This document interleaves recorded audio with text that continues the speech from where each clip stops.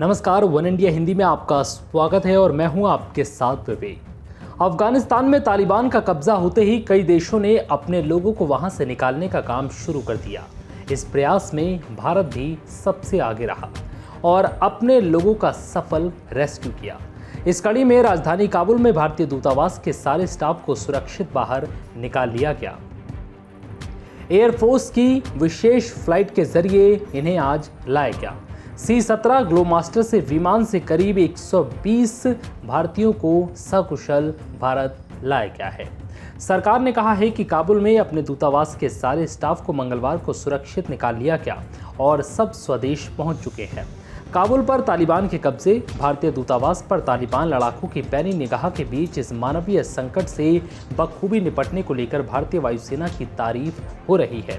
वायुसेना की विशेष फ्लाइट के जरिए राजदूत रुदेंद्र टंडन और अन्य स्टाफ के साथ सुरक्षा में तैनात ITBP जवानों को भी लाया गया।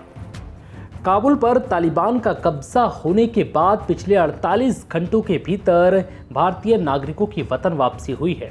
गुजरात के जामनगर में ये फ्लाइट उतरी। ANI से बातचीत में टंडन ने कहा है कि इस असामान्य परिस्थिति में हमें यहाँ सुरक्षित लाने के लिए भारतीय वायुसेना का धन्यवाद। टंडन ने कहा, ऐसा नहीं है कि हमने अफगानिस्तान के लोगों को छोड़ दिया है। उन्होंने बताया कि किस मुश्किल घड़ी में वायुसेना ने भारतीयों का रेस्क्यू किया। On a day-to-day, minute-to-minute basis, and that is how the whole operation was actually conducted, involving from the junior-most person of the embassy to, let us say, the highest person of the government of India. Let's put it like that. It's not that we have abandoned the people of Afghanistan, that their welfare and our old relationship with them is very much in our mind. We will going forward try and continue our interaction with them. Of course, I cannot say in exactly what form and manner because the situation there is changing so much.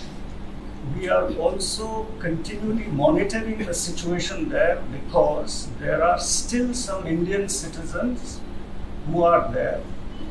That is why Air India will continue to run its commercial services to Kabul. That is as long as the airport in Kabul functions. You would have heard that temporarily Air India had to suspend its commercial services.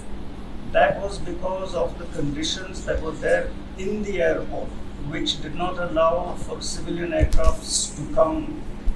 The coverage of the situation in the airport itself is well known to everyone. It was reported internationally. There are many others who continue to work in Kabul city despite the changing situation and then have changed their minds subsequently and will be brought back when the commercial services begin.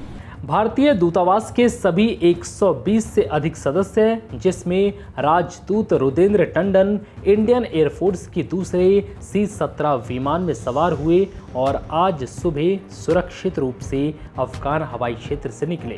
ये सुबह 10 बजे के आसपास दिल्ली पहुंचे। फिलहाल इस video में इतना ही। नमस्कार।